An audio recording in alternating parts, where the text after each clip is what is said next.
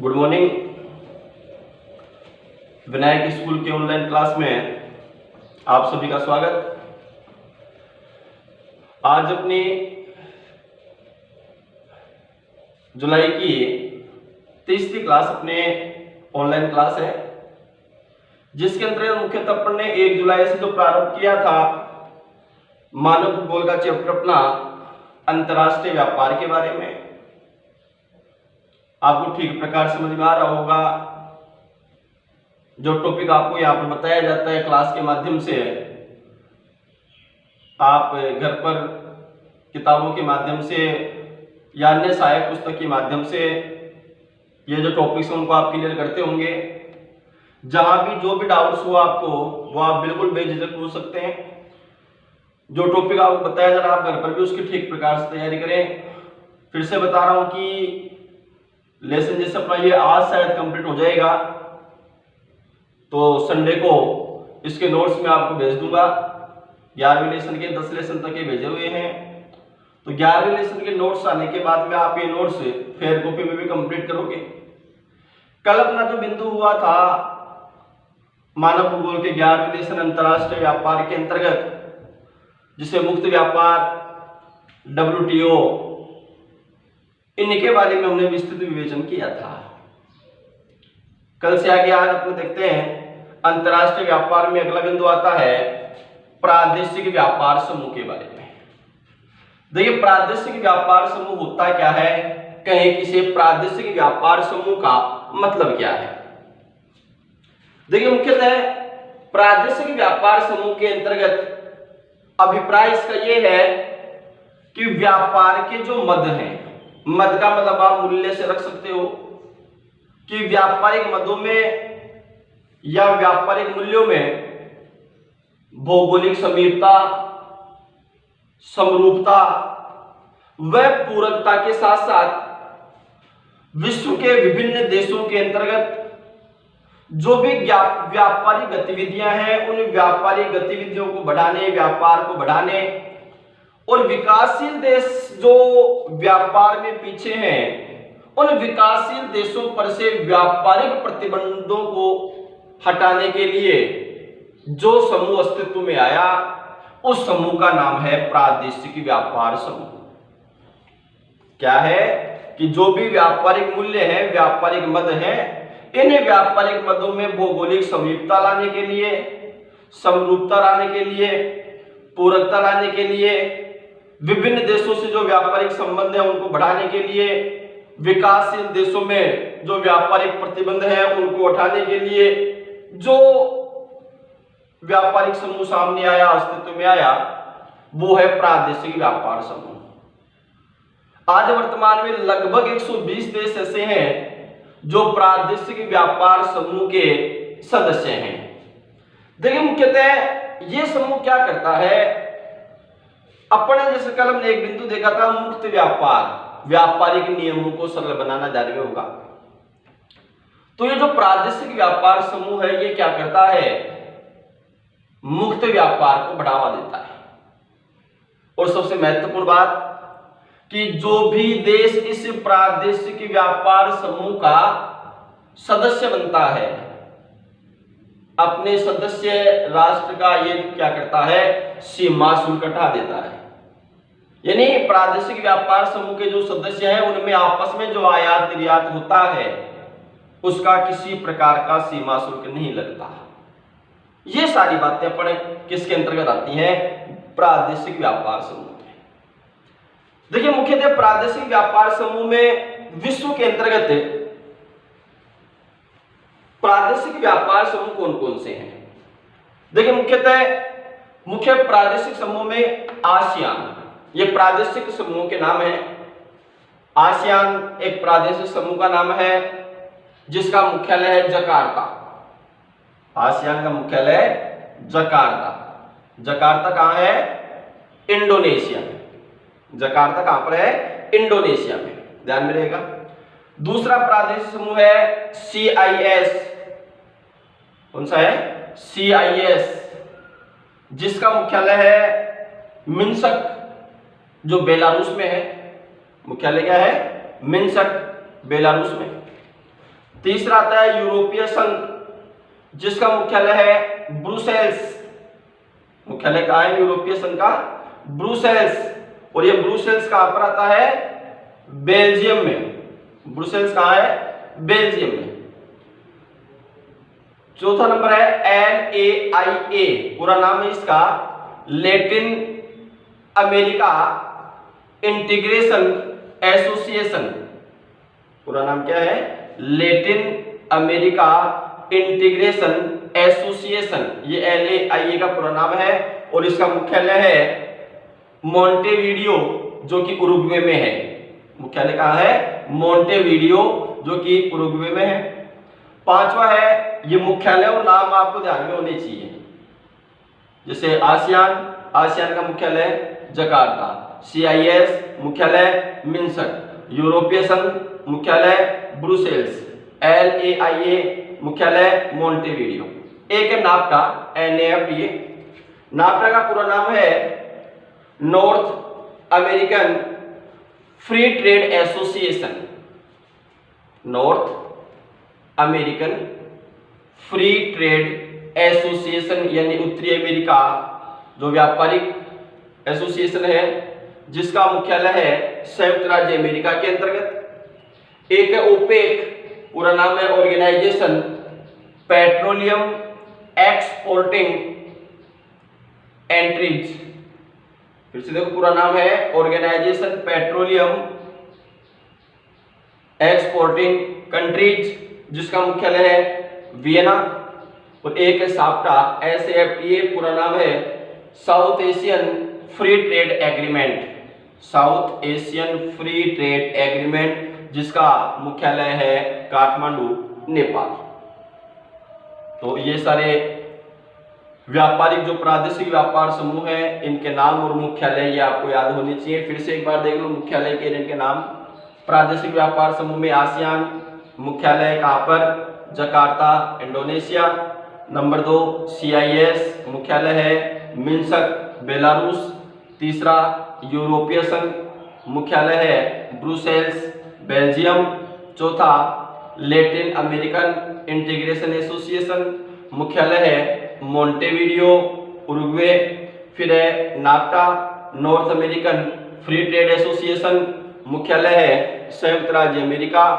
फिर है OPEC, Organisation Petroleum Exporting Countries, मुख्यालय है वियना। और एक है SAFTA, South Asian Free Trade Agreement, और जिसका मुख्यालय है काठमांडू, नेपाल।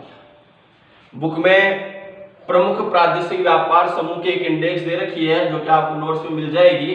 वो भी आपको फेयर कॉपी में लिखनी है, उसके माध्यम से भी आप ये मुख्यालय वगैरह आप देख सकते हैं, चेक कर सकते हैं, कोई दिक्कत। अगला बिंदु आता है अपना GATT, General Agreement Trade and Tariff, यानी व्यापार प्रशुल्क का सामान्य समझौता। सबसे महत्वपूर्ण है एग्जाम के लिए। देखिए गेट का पूरा नाम क्या है? G for general, A for agreement, T for trade और T for tariff. General Agreement Trade and tariff, व्यापारिक प्रशुल्क का सामान्य समझौता। देखिए मुख्यतः ये क्या है? ये विश्व का सबसे पहला, सबसे विशाल अंतरराष्ट्रीय व्यापारिक महासमझौता था। गेट क्या है? विश्व का पहला, सबसे विशाल एक अंतरराष्ट्रीय महासमझौता था, जिस पर 30 अक्टूबर वर्ष 1947 को 96 देशों ने हस्ताक्षर किए थे। फिर से देख लो, गेट क्या है? विश्व का सबसे पहला और सबसे विशाल अंतरराष्ट्रीय महासमझौता, जिस पर 30 अक्टूबर 1947 को 96 देशों ने लगभग हस्ताक्षर किए थे। मुख्यतः 1 जनवरी वर्ष 1948 को लागू हुआ। गेट लागू कब हुआ? 1 जनवरी 1948 को लागू हुआ। मुख्यतः गेट के अंतर्गत क्या है? यह है व्यापारिक उदारीकरण वाली, यानी अपन ये कह सकते हैं कि व्यापार उदारीकरण कार्य पद्धति वाली एक संस्था थी। गेट एक ऐसी संस्था थी जो व्यापारिक नियमों को, वैश्विक नियमों को व्यापारिक उदारीकरण का कार्य करती थी। जो विश्व के विभिन्न देश थे, उसने विश्व के विभिन्न देशों के बीच में व्यापारिक समस्याओं के निराकरण के लिए और विश्व के सभी देशों को एकत्रित होने के लिए एक शानदार मंच प्रस्तुत करती थी। देखिए गेट क्या है? व्यापारिक उदारीकरण वाली एक ऐसी संस्था है जो विश्व के जो विभिन्न देश हैं उनके मध्य में जो व्यापारिक समस्याएं हैं उनको और उनके निराकरण के लिए, उनको एकत्रण करने के लिए एक शानदार मंच प्रस्तुत करने वाली संस्था थी। जनवरी 1995 को गेट समाप्त हो गया। समाप्त का मतलब ये है कि जो ये गेट संस्था थी, व्यापार प्रशुल्क का जो सामान्य समझौता था, इसे WTO विश्व व्यापार संगठन में सम्मिलित कर लिया गया। गेट एक अंतरराष्ट्रीय संगठन था जिसका मुख्यालय कहां पर? जिनेवा में था। जिनेवा जो स्विट्जरलैंड में है, यानी वर्तमान में WTO का अपन कह सकते हैं। फिर से देख लो एक बार गेट वाला।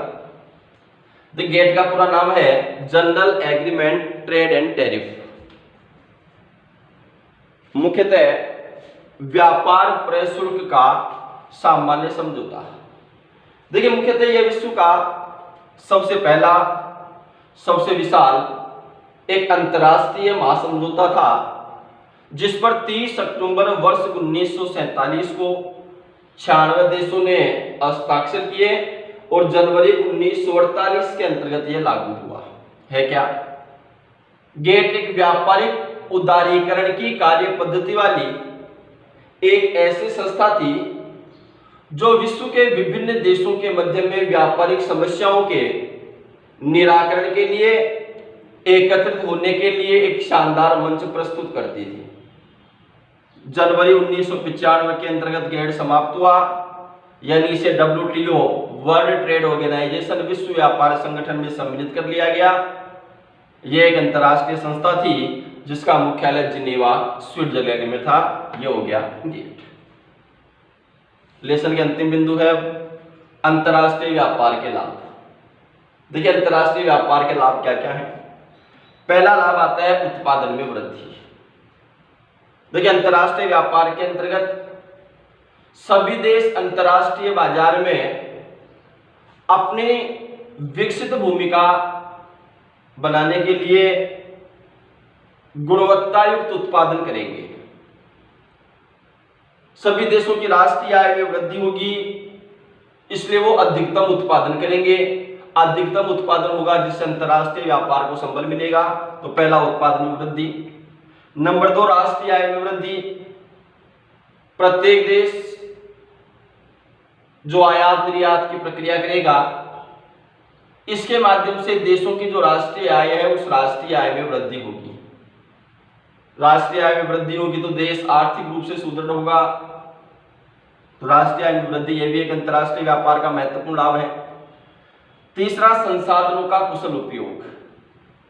किसी भी देश के अंतर्गत विद्यमान संसाधन, जो प्राकृतिक संसाधन है जिनसे मानवीय आवश्यकताओं की पूर्ति होती है, उन संसाधनों का कुशल उपयोग अंतरराष्ट्रीय व्यापार की महत्वपूर्ण बात है। देखिए मुख्यतः अंतरराष्ट्रीय व्यापार के अंतर्गत जो संसाधन है, चाहे वो वन संसाधन हो, चाहे वो मृदा संसाधन हो, चाहे वो रसायन हो, जो भी है, जो संसाधन है उन संसाधनों का अधिकतम उपयोगी वस्तुओं के निर्माण के लिए उपयोग किया जाएगा। तो संसाधनों का कुशल उपयोग अंतरराष्ट्रीय व्यापार का महत्वपूर्ण लाभ। एक श्रम विभाजन व विशिष्टीकरण है। पहले बताया गया था भाई अंतरराष्ट्रीय व्यापार का मतलब होता है, अंतरराष्ट्रीय व्यापार उत्पादन में विशिष्टीकरण का परिणाम है। यानी जब तक किसी भी वस्तु की में विशिष्टीकरण नहीं होगा तब तक वह वस्तु बाजार केंद्रों तक उस वस्तु की अधिक मांग नहीं रहेगी। तो मुख्यतः मशीनों की सहायता से श्रम विभाजन की स्थितियां और विशिष्टीकरण, नवीनतम वस्तु उत्पादन करने में विशिष्ट बात, यह भी अंतरराष्ट्रीय व्यापार के लिए आवश्यक है। एक अंतरराष्ट्रीय बाजार ने विशाल बाजार उपलब्ध करवाया है। अंतर्राष्ट्रीय व्यापार के माध्यम से प्रत्येक प्रकार की वस्तु का आयात निर्यात बाजार केंद्रों तक पहुंचता है, जिसके माध्यम से एक विस्तृत वृहद विशाल पैमाने का जो बाजार है वो पूरे विश्व के अंतर्गत तैयार हुआ है। यह भी अंतर्राष्ट्रीय बाजार की देन है। नंबर 6, वृहद पैमाने का उत्पादन। सभी देश अधिकतम लाभ प्राप्त करने के लिए अधिकतम उत्पादन का कार्य करते हैं, और अधिकतम जो उत्पादन है, अधिकतम उत्पादन से लोगों की मांग की अधिकतम पूर्ति होती है। यह भी अंतर्राष्ट्रीय व्यापार के देन है। नंबर 7, वस्तु व सेवा की उपलब्धता। आज प्रत्येक देश के अंतर्गत प्रत्येक प्रकार की वस्तु का होना यह अंतर्राष्ट्रीय व्यापार के कारण संभव है। विभिन्न प्रकार की सेवाओं का संचालन, प्रत्येक प्रकार की वस्तुओं का आयात निर्यात, विश्व के विभिन्न देशों तक प्रत्येक प्रकार की मांग की पूर्ति, यह अंतर्राष्ट्रीय व्यापार की महत्वपूर्ण उपलब्धि है। नंबर 8, मूल्यों में समानता। मुख्यतः अंतर्राष्ट्रीय व्यापार के अंतर्गत मूल्यों में समानता की स्थिति। ऐसा नहीं है किसी देश के साथ मैत्रीपूर्ण संबंध है तो उसका सीमा शुल्क कम कर दिया जाएगा या फिर अन्य कोई कारण। सभी देशों को प्रत्येक प्रकार की वस्तु समान मूल्य पर उपलब्ध करवाना, सभी देशों के लिए एक वस्तु का मूल्य एक समान होना, यह अंतर्राष्ट्रीय व्यापार की महत्वपूर्ण बात है। तो मूल्यों में समानता, यह भी अंतर्राष्ट्रीय व्यापार। एक सांस्कृतिक लाभ। अंतर्राष्ट्रीय जो व्यापार है, अंतर्राष्ट्रीय व्यापार के कारण से एक देश से दूसरे देश में विभिन्न प्रकार के देशों में आयात निर्यात की व्यवस्था होती है, उससे संस्कृति और सभ्यता का भी आदान प्रदान होता है। वस्तुओं के साथ साथ लोगों की सभ्यता, संस्कृति, बोलचाल, रहन सहन, ये सारी बातें भी अंतर्राष्ट्रीय व्यापार के अंतर्गत महत्वपूर्ण भूमिका निभाती हैं। तो ये सारे लगभग 8-10 जो लाभ हैं, ये अंतर्राष्ट्रीय व्यापार के महत्वपूर्ण लाभ हैं। लेसन का अंतिम बिंदु, अंतर्राष्ट्रीय व्यापार की हानि। देखिए, मुख्यतः अंतर्राष्ट्रीय व्यापार या किसी भी व्यापार का उद्देश्य केवल एक होता है, अधिकतम लाभ की प्राप्ति। और अधिकतम जो लाभ की प्राप्ति होती है उससे हानि भी है। कैसे? उदाहरण, अंतर्राष्ट्रीय व्यापार की हानि में पहला बिंदु आता है प्राकृतिक संसाधनों का विदोहन अधिक। प्रत्येक देश अधिकतम वस्तु का उत्पादन करके अपनी अर्थव्यवस्था को मजबूत करना चाहता है। तो मुख्यतः प्राकृतिक संसाधनों का जो विदोहन है, भाई जैसे वन संसाधन है, वन संसाधन से विभिन्न प्रकार की वस्तुओं का जो निर्माण, अधिकतम निर्माण कब होगा? जब अधिकतम वनों की कटाई होगी। अधिकतम वनों की कटाई होगी तो उस वन संसाधन का विदोहन अधिक हुआ या नहीं हुआ? भाई अधिकतम लाभ प्राप्त होगी जब नवीनतम जो वस्तु है वो अधिक होगी, तो वह अधिक बाजार केंद्रों तक पहुंचेगी, अधिकतम लाभ होगा, अधिक राष्ट्रीय आय में वृद्धि होगी। लेकिन उससे हानि क्या हो रही है कि जो प्राकृतिक संसाधन है उनका विदोहन हो रहा है। दूसरा, प्रत्येक देश का एकाकी विकास। आज किसी भी देश के अंतर्गत किसी भी वस्तु की अधिकता है तो वह देश, उसका जो आर्थिक स्तर है, उसका जो आर्थिक विकास है वह अन्य देशों की तुलना में अधिक है, क्योंकि वह उस वस्तु का केवल निर्यात करेगा और अधिकतम निर्यात होगा। कल बताया हुआ है धनात्मक और ऋणात्मक व्यापार संतुलन के बारे में। निर्यात की गई और आयात की गई वस्तु के मध्य मूल्य जो अंतर होगा, निर्यात अधिक और आयात कम है, तो निश्चित रूप से वह देश आर्थिक विकास होगा, उसका तो एकाकी विकास अधिक है। तीसरी हानि है विदेशी निर्भरता। प्रारंभ के अंतर्गत जब अंतर्राष्ट्रीय व्यापार का इतना अधिक विकास नहीं था तो जो वस्तु देश में उपलब्ध थी उससे लोग अपना जीवन यापन करते थे। जब लोगों को नवीनतम वस्तुएं प्राप्त होने लग गई, लोगों की सुविधाओं में विस्तार हुआ, तो लोग अब क्या हो गए? निर्भर हो गए अन्य देशों पर। भाई आज उदाहरण के लिए कोई वस्तु हमारे भारत के अंतर्गत नहीं है, लेकिन भारत वाले दूसरे देशों से मंगा करके वो सुविधा हमारे को दे रहे हैं, तो वो अब हमारी एक निर्भरता हो गई। अब हम उसके बिना, उस वस्तु के बिना अपनी कार्यशैली को निष्पादित नहीं कर सकते। प्रारंभ काल में जब अंतर्राष्ट्रीय व्यापार नहीं था तब भी तो संपूर्ण प्रकार की व्यवस्थाएं लागू थी, संपूर्ण प्रकार कार्य होते थे।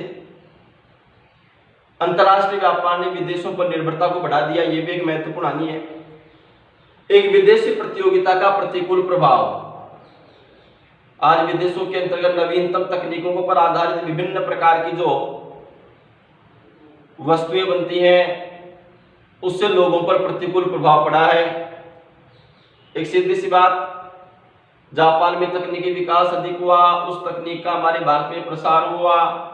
आज मशीनों का उपयोग अधिक होने लगा, श्रमिकों को रोजगार का अभाव हुआ, प्रतिकूल का प्रभाव हो गया। एक राजनीतिक दासता की स्थिति। राजनीतिक रूप से भी अंतर्राष्ट्रीय जो व्यापार है, अंतर्राष्ट्रीय व्यापार प्रभावित होता है। मुख्यतः अंतर्राष्ट्रीय व्यापार के अंतर्गत ये जो 5-4 हानियां हैं, यह भी महत्वपूर्ण है। तो ये अपना लेसन कंप्लीट। इसके अलावा देखो 1-2 बातें और महत्वपूर्ण हैं, नोट्स में से आपको मिल जाएंगी।